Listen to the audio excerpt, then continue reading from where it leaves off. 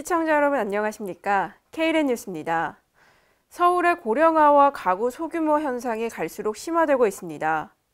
서울시가 발표한 2018 서울서베이 도시정책 지표조사 결과에 따르면 가구주 평균 나이는 51.5세로 2007년 48.5세보다 3살 높아졌습니다. 주택 점유 형태는 자가 42.1%, 월세 31.2%, 전세 26.2%로 10년 전보다 자가 비율이 2.5%포인트 줄고 월세는 10.8%포인트 늘어 주거 형태 변화가 가속화되는 것으로 나타났습니다.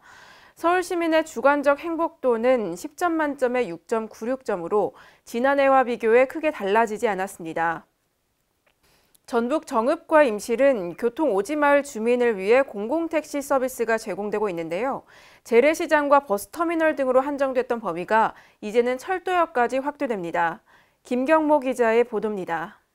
이달부터 전북 임실역과 오수역, 신태인역 등 3개 역에서 철도역 공공택시 콜 서비스가 운영에 들어갔습니다. 이번 사업은 두 시군이 코레일과 협력을 통해 재래시장과 버스터미널 등 기존 공공택시 서비스 지역을 철도역까지 확대한 것으로 전국에서 가장 먼저 시행하는 사례입니다. 운행일은 매주 월요일과 읍면 장날이며 임실구는 거리에 상관없이 2,000원, 정읍시는 읍면 소재지까지 1,000원의 비용이 소요됩니다. 코레일과 두 지자체는 이번 사업으로 교통오지 주민들의 불편이 더욱 줄어들 것으로 기대하고 있습니다. K랜 김경모입니다. 충청북도가 지난 3일 미세먼지 저감 대책을 마련하기 위해 주민과 전문가 그리고 기업체와 공무원 등 120여 명이 참석하는 토론회를 개최했습니다. 이날 토론회는 미세먼지 정책을 도민과 함께 논의해 대기질을 개선하기 위해 마련됐습니다. 충청북도 관계자는 토론회에서 나온 의견은 충청북도 미세먼지 저감 정책에 적극 반영할 계획이라며 도민들이 안전하게 숨쉴 수 있는 충북구현을 위해 지속적으로 노력할 것이라고 말했습니다. 세종시가 지난달 28일 세종시청에서 아동과 여성이 행복한 세종시 추진위원회를 개최했습니다. 이날 위원회는 아동과 여성 친화도시 추진 로드맵의 주요 내용과 계획을 설명하고 추진위원들의 의견을 들었습니다. 이춘희 세종시장은 앞으로도 시민소통 채널을 활성화해 시민과 함께 아동, 여성 친화도시를 완성해 갈 것이라고 말했습니다. 또 아동과 여성이 행복한 세종특별자치시가 조성될 수 있도록 많은 관심과 참여를 당부했습니다. 이재명 경기도지사가 취임 후 첫 민생 현장 방문지로 안양시 연현마을을 선택했습니다. 안양시 연현마을은 아스콘 공장 재가동 문제로 갈등을 빚고 있는데요. 이재명 경기도지사는 갈등 해결을 위해 경기도와 안양시 그리고 입주민과 사업자가 함께하는 사자협의체를 구성해 해법을 찾자고 제안했습니다. 또 협의체를 통해 큰 불만 없이 해결할 수 있는 방안을 만들면 법률상 도지사가 할 수 있는 권한 내에서 최대한 지원하도록 하겠다고 덧붙였습니다. 권영진 대구시장이 수돗물의 안전을 확보하기 위해 모든 시정 역량을 집중할 것이라고 밝혔습니다. 권 시장은 대구 취수원 이전에 대해서 더 이상 늦출 수 없는 과제인 만큼 가장 빠른 시일 내에 해결하도록 하겠다고 말했습니다. 더불어 수돗물 안전을 확보하기 위해 수질 검사 항목을 278개에서 과불화합물을 포함한 286개로 확대하고 구미공단 등 상류 지역에 대한 수질 검사와 감시도 강화하겠다고 말했습니다. 또 먹는 물의 안정성을 시민들이 실시간으로 확인할 수 있도록 상시 공개 시스템을 빠른 시일 내에 구축하겠다고 밝혔습니다. 전북 순창군의 블루베리 농장이 지역 경제를 이끌고 있습니다. 블루베리 수확 체험을 통해 지역 농산물을 홍보하고 관광객까지 유치하면서 지역 경제의 효자 노릇을 하고 있습니다. 김경모 기자입니다.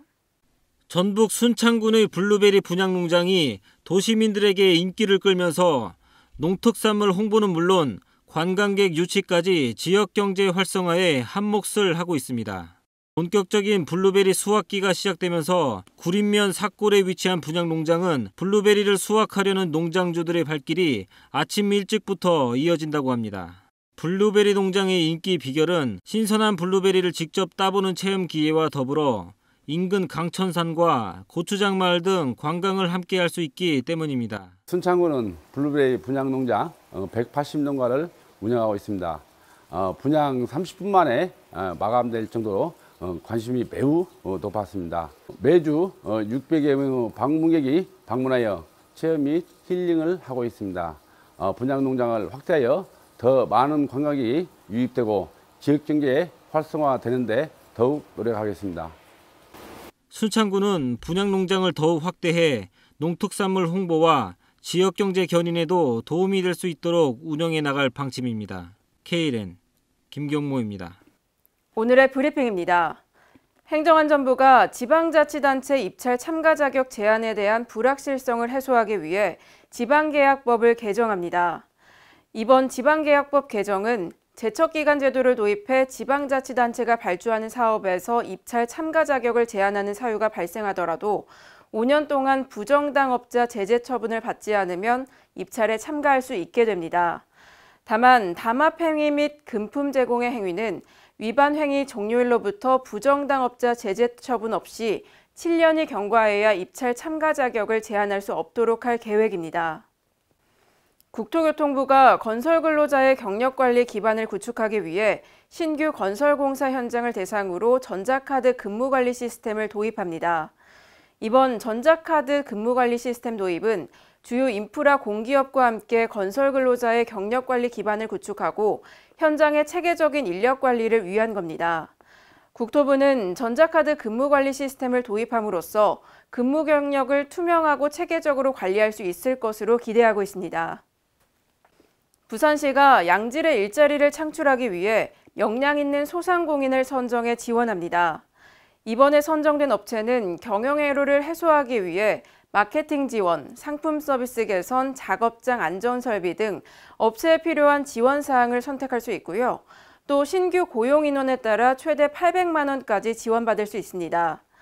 부산시 관계자는 도시형 소상공인 지원 사업을 통해 지역의 다양한 분야 소상공인들이 한 달에 도약하고 지역 기반 우수기업으로까지 나아갈 수 있도록 지원을 아끼지 않을 것이라고 말했습니다. 근로기준법이 개정되면서 버스 운전자 수급 문제가 불거질 것에 대비해 충청남도가 대책을 마련했습니다. 충청남도는 버스 운전자 양성 과정을 통해 버스 운전자 수급 문제를 해결하고 중장년층 일자리를 창출한다는 계획을 밝혔습니다. 오는 10월에서 12월 충남 버스 운송사업 조합 등과 연계해 교육을 마친 수료자들을 각 지역 버스업체에 취업할 수 있도록 알선할 계획입니다. 경상북도 농업기술원은 지난 3일 야생에서 버섯을 채취하거나 섭취하는 행위를 삼가달라고 당부했습니다. 최근 장마철 습한 날씨로 인해 야생 독버섯이 곳곳에서 도단하고 있기 때문인데요. 일부 독버섯은 식용버섯과 모양이나 색깔이 비슷해 구분하기 쉽지 않습니다. 독버섯을 섭취하면 구토나 설사, 근육경련 등의 증세가 나타나고 심한 경우 사망까지 이를 수 있습니다. 전라남도 장성군이 교통사고에 취약한 노인과 어린이들의 안전을 위해 차량 통행이 많은 학교 앞 도로를 보행자 중심 도로로 만듭니다. 이에 따라 올해 초부터 21개소 보호구역에 대한 대대적인 안전시설 정비 사업을 진행 중입니다. 장성군은 오는 10월까지 총 6억 2천만 원을 투입해 과속방지턱, 미끄럼 방지 포장, 노면 표시 설치 등 보호구역의 안전시설을 정비할 계획입니다. 보건복지부가 오늘부터 장애인 복지카드 6종 및 청소년증 재발급을 온라인으로 신청할 수 있다고 밝혔습니다. 그동안은 카드를 재발급받기 위해서는 직접 읍면동 주민센터를 방문해야 했는데요. 앞으로는 복지로 홈페이지를 통해 손쉽게 신청이 가능합니다. 다만 장애인 등록증과 청소년증 등이 준신분증임을 감안해 신규 발급은 제한하고 공인인증을 통해 신분 확인이 가능한 본인에 대해서만 재발급 신청이 가능합니다. 이상으로 KLN 뉴스를 마칩니다. 시청해주신 여러분 고맙습니다.